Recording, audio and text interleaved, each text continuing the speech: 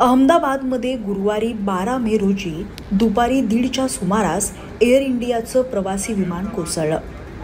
या विमानात 242 प्रवासी, 10 क्रू मेंबर्स व 2 वैमानिक होते. एअर इंडियाच्या ताफ्यातील बोईंग 787 हे विमान अहमदाबादहून लंडनच्या दिशेनं निघालं होतं. मात्र उड्डाण घेतल्यानंतर पुढच्या काहीच मिनिटांमध्ये हे विमान कोसळलं. 625 फुटांवरून विमान थेट मेघाणीनगर या निवासी परिसरात कोसळलं. या दुर्घटनेवर देशभरातून शोक व्यक्त होत असताना दुसरीकडे याच विमान दुर्घटनेतून एक प्रवासी जिवंत असल्याचा व्हिडिओ समोर आलाय. या विमानात गुजरातचे माजी मुख्यमंत्री विजय रुपाणी हे देखील होते. दरम्यान या दुर्घटनेत एक प्रवासी वगळता अन्य सर्वांचाच मृत्यू झालाय.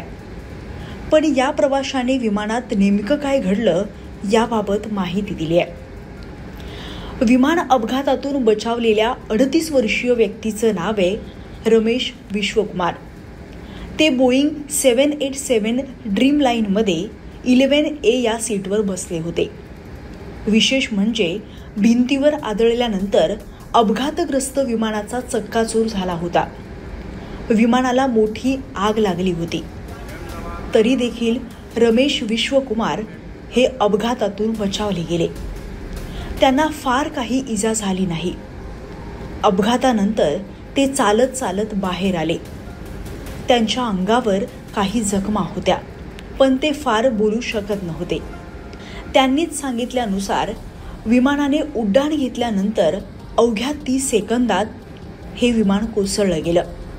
मात्र त्याआधी विमानात स्फोट झाला होता अशी माहिती त्यांनी दिली आहे. जखमी अवस्थेत ते स्वतःच्या पायावर चालू लागले. स्वतः रुग्णवाहिकेपर्यंत चालतही गेल्याचा व्हिडिओ व्हायरल होतोय. रमेश विश्वकुमार यांना रुग्णालयात दाखल करण्यात आलाय. त्यांच्यावर उपचार सुरू आहेत.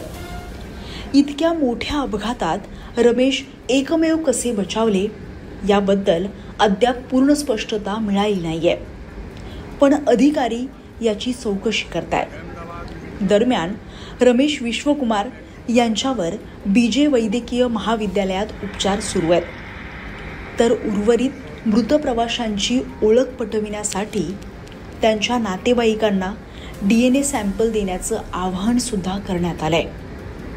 तर ज्या वसतिगृहावर हे विमान आदळलं होतं तेथील विद्यार्थ्यांवर देखील सध्या उपचार सुरू आहेत. काळजाचा ठोका चुकवणाऱ्या त्या काही क्षणात मृत्यू श्वासाच्या अंतरावर होता.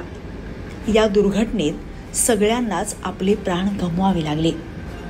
पण रमेश विश्वकुमार हे जिवंत असल्याने हा चमत्कार असल्याची चर्चा सुरू आहे.